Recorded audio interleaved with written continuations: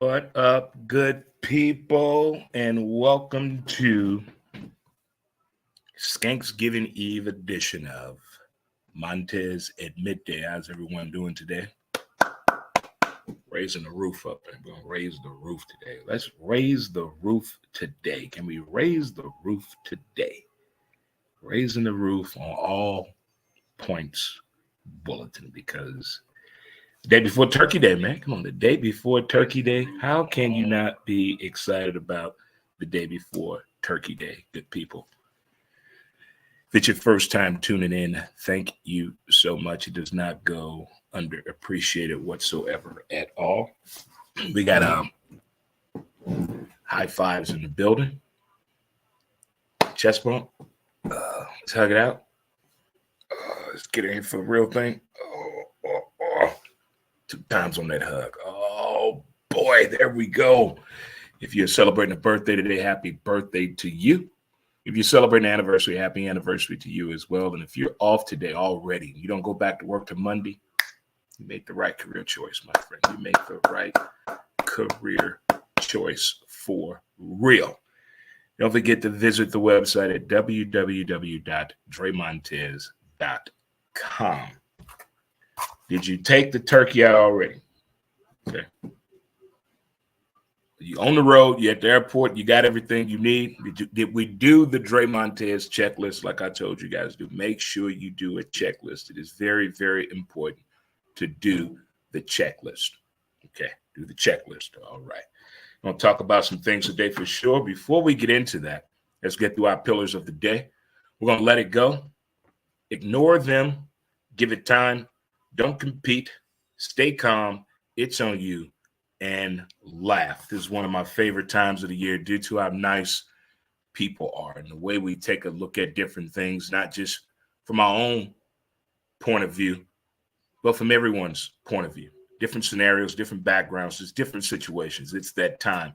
And I think it really hits home to people that have really been through something and you've gotten over that. And you recognize that someone that you know could be going through something you went through and you can help. Doesn't that feel good? When you can help somebody and you went through some bullshit yourself. You went through some shit and somebody helped you out. Somebody, I'm not talking about a financial situation and nothing like that. But somebody just saw you're a good person, saw a good work ethic in you, and knew all you needed was just a little push, a little hand out there, and everything turns out for both sides in a great way. That right there is what I'm talking about. When that give back really hits home, when you can really give back to someone, it really makes you feel good about yourself and the situation that we all go through. Good and bad times. I think there is a learning curve there. When something good happens, it's something good you can learn from there. When something bad happens, you learn things as well. You learn how not to get yourself in that situation. You learn how to pay attention to the warning signs that you saw. But for some reason, we ignore those signs. For the ones that can understand what I'm talking about, keep doing your thing for sure. All right, good people. We know what tomorrow means. It could be a very happy day for some, a very difficult day for some. But either way, I think to understand our surroundings will help everybody out a whole lot. It really does. But high five, hug someone. That's all I'm saying. Have a conversation. Conversation goes a long way. We've talked about this before, your pregame, before you hit record or play or whatever it may be. To start your day, is it something that you do that takes the inspiration to another level? It could be a music video. It could be a song. It could be a clip from a movie. It could be a speech from yesteryear. It could be a sports replay. It could be a motivational coaching moment when players and coaches are talking to one another and they just say the right words to make you just say, and you can apply that to your daily life. I'm telling you, it's just something. And this morning, what got me was a speech from the movie with Denzel Washington, The Great Debaters. And that movie is something. It speaks volumes. It really does. I don't know if you ever debated in your life. Hell, if you podcast, you debate. So you probably do debate in your everyday life. We all do. It's a damn good movie, written And Denzel directed the movie. It's a very, very powerful movie. And I think now more than ever, communication and what we say and how we say it speaks volumes at this time. It really does. It speaks volumes across the board. And I'm into movies that make sense, whether it's for the moment, I can get something from that movie and share it with someone, or I can learn from it. Or sometimes I just want to chuckle. Sometimes we just watch silly shit just to get a laugh, just to make time for the day or forget about something. Because there's a lot of BS going on that we try to put back here. It doesn't need to be up here. It needs to be back here. It's not gone. It's just not in the front. You're not important because we have bigger things to work on. Well, I'm in the process of watching this movie. And I think people now more than ever are thinking more about their legacy, what they're going to leave behind, things they wish they could tell their unborn grandchild or their kid that won't be of age when probably you leave this earth.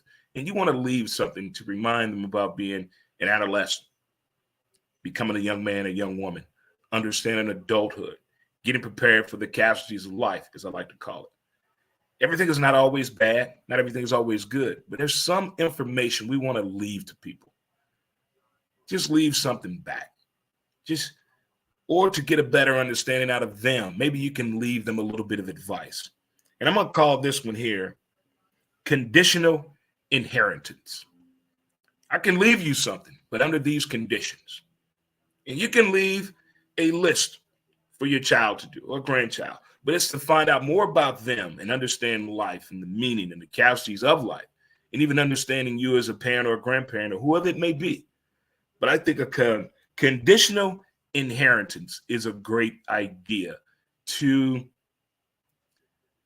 it's not a scavenger hunt. Maybe it's a quest.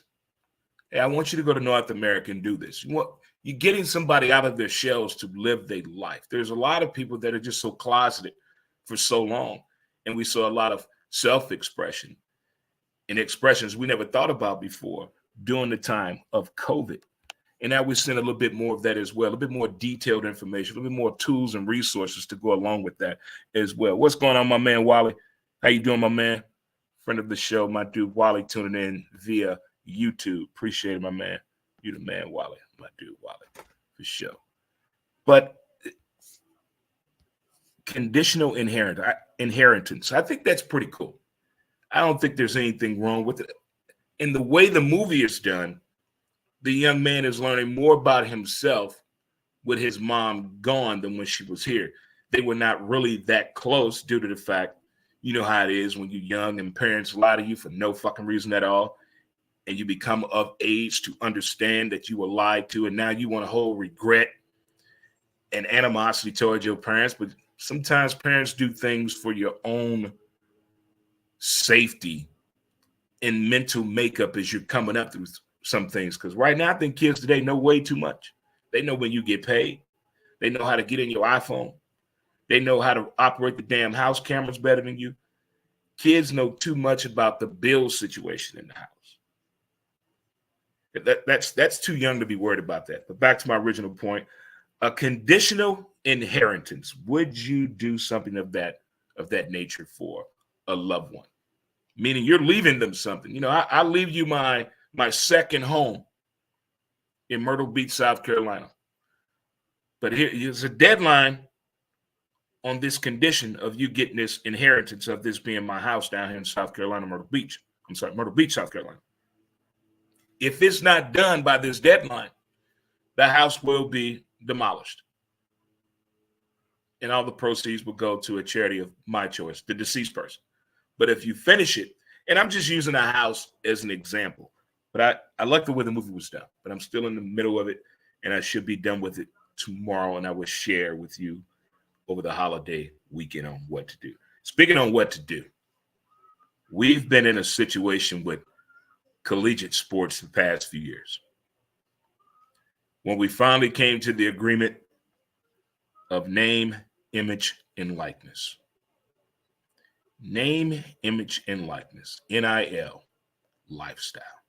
We're seeing more of the animosity and the rebuttal and the consequences of being a marquee player on a Power 5 school and there's problems going on. I'm speaking of what's going on with LSU women's basketball team and star Miss Reese, Miss Angel Reese. And there were rumors and speculating it was grades, not that. There was rumors and speculations that an argument broke out on social media on a Zoom meeting, allegedly between a teammate's mother, Angel's mom, and a teammate's mom.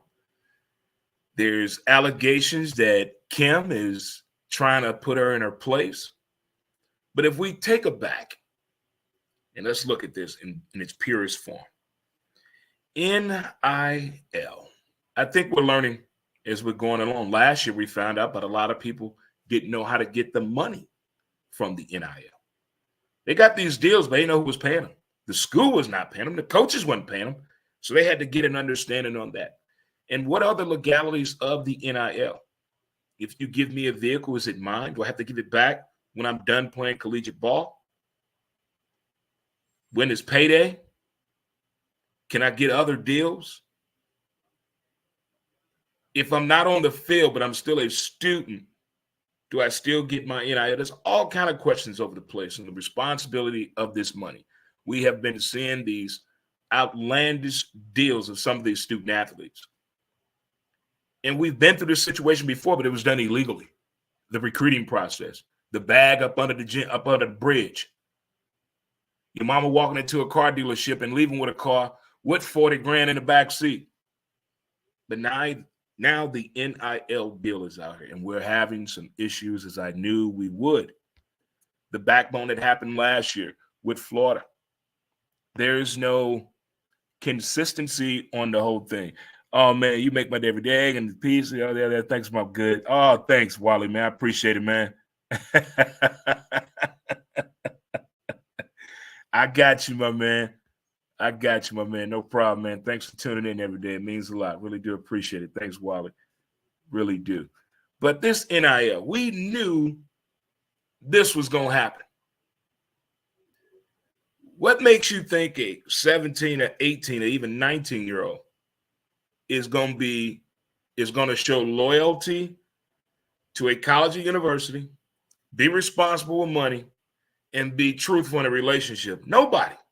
That's a lot of money, a lot of responsibility, a lot of unsupervised activities going on. To what degree should we take these athletes once the NIL get to a certain level financially amount? What should be done? Should a kid in college football, basketball, baseball, hockey, on the college sense of a student athlete, be getting paid $8 million in NIL money?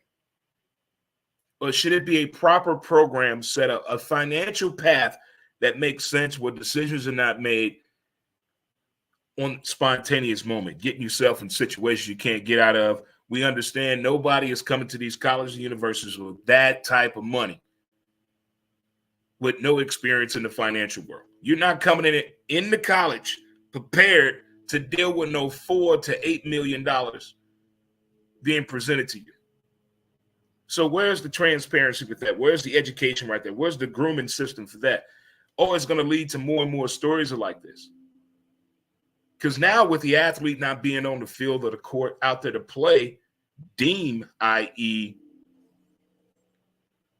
NIL money, now are we voiding the contract? Are we voiding the NIL agreement because I'm not out there playing? Am I suspended? Do I have COVID? Am I taking time off from the classroom and just going to work online due to the fact I'm getting too much attention in the classroom, too much distractions from the media on campus? How can this NIL lifestyle or privilege be controlled a little bit better? Not taking the control away from the student athlete, but getting a better grip on the narrative, to get a better grip on the understanding of the collegiate athlete moving forward when these NIL deals come available. I mean, they're not going away. Just think of the ones that they make high profile. I'm quite sure if we all do our own investigative reporting, we can find out some other NIL deals that are going on for the student athlete today. But if it keeps getting these wild stories around it, you got to figure everybody's learning this at the same time on how to do this the legal, the right way, with some educational purposes behind it.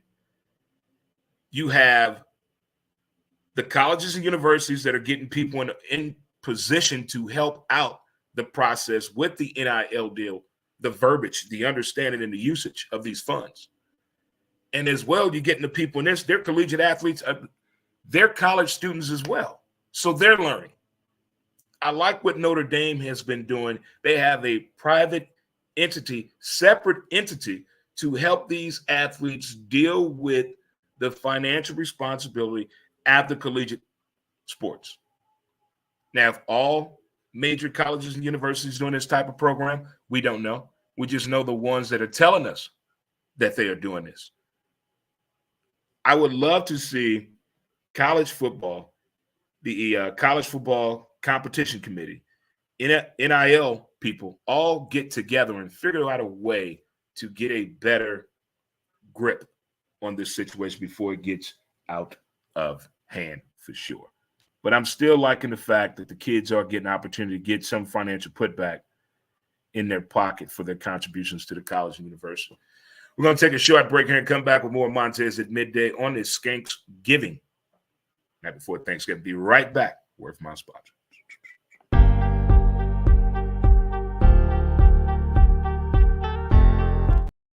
St. Louis, are you suffering from depression? Our advanced mental health treatments offer support to those facing depression. Supported by science and over 1 million treatments administered, a countless number of lives have been revitalized with our newfound healing process. Because your well-being matters, we have 2 convenient St. Louis locations dedicated to your transformative pursuit of mental wellness. We understand the importance of informed decisions. Research, discover, and take the first step toward a brighter tomorrow. Visit palmiertms.com to uncover more about our non-drug treatment for depression, covered by all major insurance plans. Let us stand by your side on this journey towards mental wellness. Contact us today. All right, good people, and welcome back to Montez at Midday. I'm your host, Dre Montez. And earlier today, well, about an hour ago, we did our 537th episode of our podcast, Who's to Blame? It is up on Facebook, Who's to Blame? X at W2B Dre Montez and YouTube Dre Montez. We talked about new traditional Turkey Day, with tomorrow being Thanksgiving. As we opened up the show, we talked about if you've ever been in a situation where things didn't go too well for you and someone helped you out of that situation, and now here it is, you're in a situation to help someone. Don't you feel good when you're able to help someone? I'm not talking about loaning anyone some money or giving them anything, but helping them out. It speaks volumes when you're able to do that. And this is the time of year we hear a whole lot of stories like this, not just about what the famous people are doing. I'm talking us everyday common folk, us everyday common folk. That's what I'm talking about for sure. But we talked about conditional inheritance to start the show off. I'm watching this movie where the mom left her son a cabin, but the only way he could get it if he agreed to the conditions of this list she left him for his inheritance. And would you consider? I mean, a lot of people are writing books right now for unborn children and grandkids, leaving video messages for them to watch when they turn 18, when they turn 21, when they turn 25. And I guess when you're gone, you don't have that relationship you think you would want with your kids, but you want to leave them something. And maybe in this condition, in order to get the inheritance, is something to help them grow and evolve as well, too. So it's going to be a learning curve as well. And we also talked about NIL lifestyle on the collegiate front. Deemed of the stories we've heard since NIL has been going on, not all of them have been the great stories that we all think of. Anytime there's a high amount of money involved, there's going to be a story. There's going to be a situation. There's going to be backlash. And there may be some good stories that come out of this. But this NIL situation on the collegiate level, I think it needs to be a little bit more hands-on, getting the right people in order. They're still trying to figure out how the payment process works, what is breach of contract, and what is the lifestyle like on a college campus for an NIL player making millions of dollars. All right, next up, we got wearing 2 hats. wearing two hats. Yes, you have to be a different person at work. You have to be a different person at home, especially if you have loved ones. You have kids, you have a wife, you have a husband. You can't be the same person. You can't bring the agitation of a bad work day into the home in the peace. It has to be done right there. If you bring the BS from work into the house, you've never really off work. You haven't taken that hat off. And I find it now, maybe wearing two hats is the wrong phrase. Maybe wearing multiple hats that you wear to be the person you are, to understand where you're at, not to neglect anyone, because you get your flowers and you get your love your way. And I think on the other side of that, the loved ones deserve the same love and attention that you require when you're wearing your other hat for your other job. It's a different type of passion. It's a different type of love. And I look at it from an athletic standpoint more than anything. All of this that we ask of these athletes to do, male and female, in their time of play. Now, they're supposed to be this dog, this goat, this go-getter, this beast. That requires you to go to another dimension, another area in the mindset of competitive competition out there.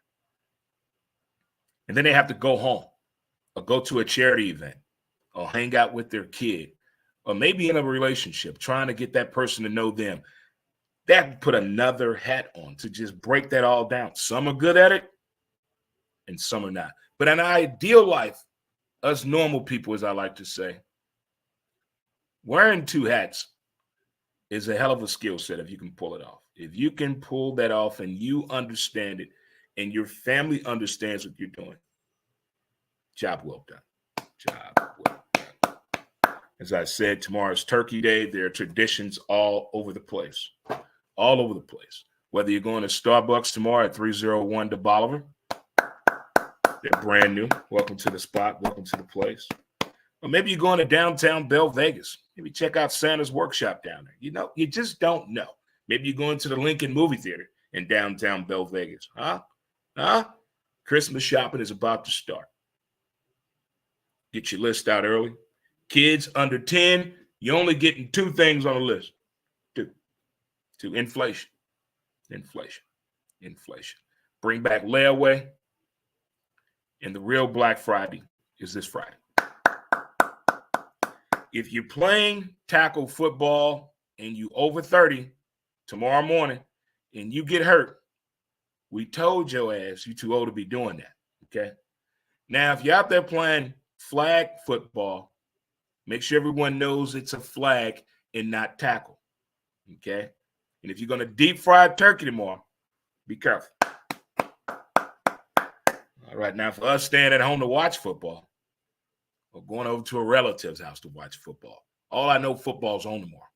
It's not the best games that we want, but I think the way the games are set up, you can plan when you're going to eat. First up on the docket, we have the Packers and the Lions. Oh, my. You know, the Green Bay backers in Lambeau Field in the days of Vincent Lombardi. The Lions have not been in this position since the 1960s. I'm really pushing for this team. My youngest son, Tim, he's a Lions fan. So I'm pushing for the Lions win this game. They play a lot like their coach. They don't give up, and I like that. I like that look. And I think the Lions winning right now is damn good for football. Next up, this game could go either way. Dallas has not played nobody in 5 weeks. They've been on a bye for 5 weeks. I do agree. The Washington football team with the Commanders, they gave away everybody, including my dude, Montez Visit. But it's Dallas. And it's Turkey Day. Stranger things have happened. Loud love it. Married Julia Roberts. Sure did. The expectation of Dallas winning this game by double digits, it's there. It's there. But we know what happens on Thanksgiving.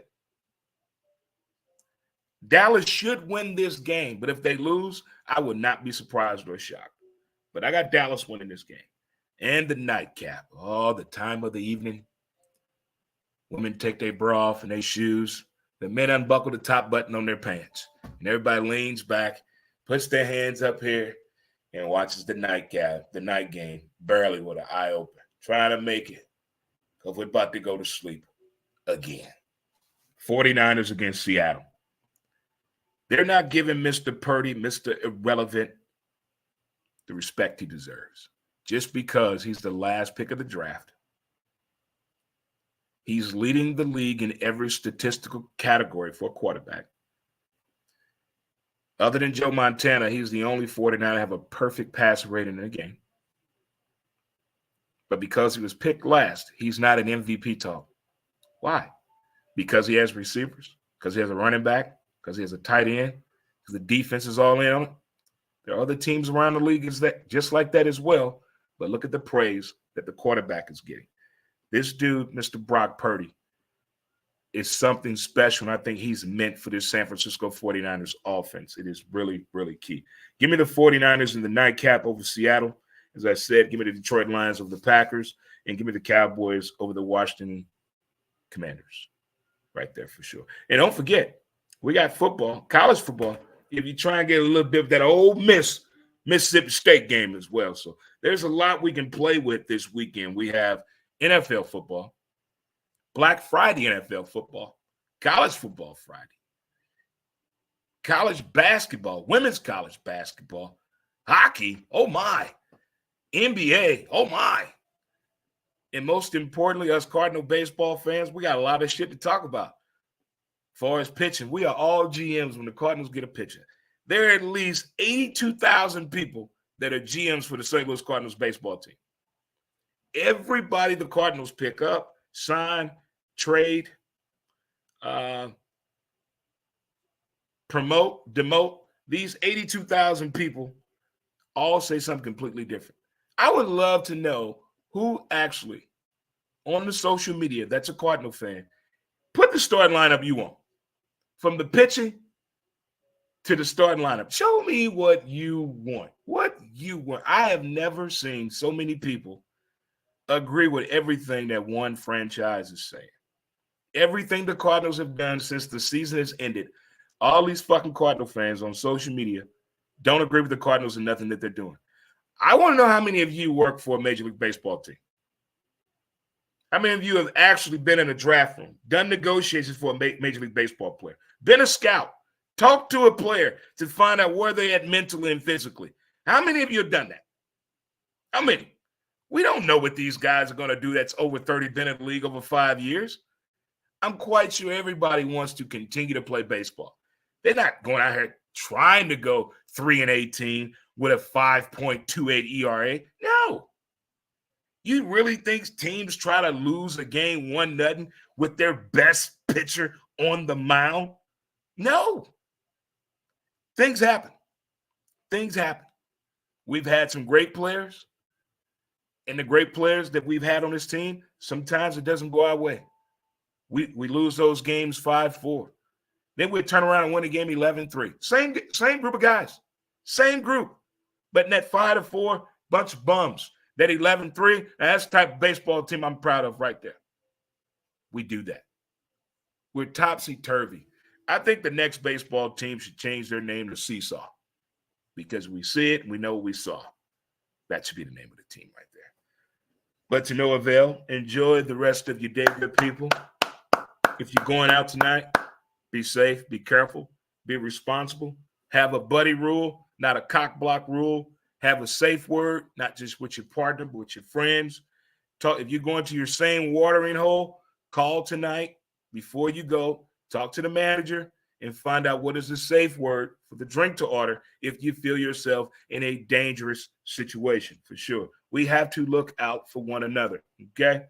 We're in those times right now, good people. Well, I'm going to let you guys get back to your day. Get that food prep ready because folks coming over tomorrow now. Folks coming over tomorrow. They expecting who cooking Thanksgiving breakfast? You just nobody eat breakfast on no damn Thanksgiving. I don't know. I like breakfast every damn day of the week. So it's like one of the best meals of the day. Most importantly. Okay, good people. Uh-oh. What do we do? What do we do? Oh, goodness, Dre. Oh, there we go. Whew. that I did something. All right, good folks, enjoy your day. And most importantly, don't forget to appreciate the details of the day. And hey, happy Turkey Day to you. Peace, and we out.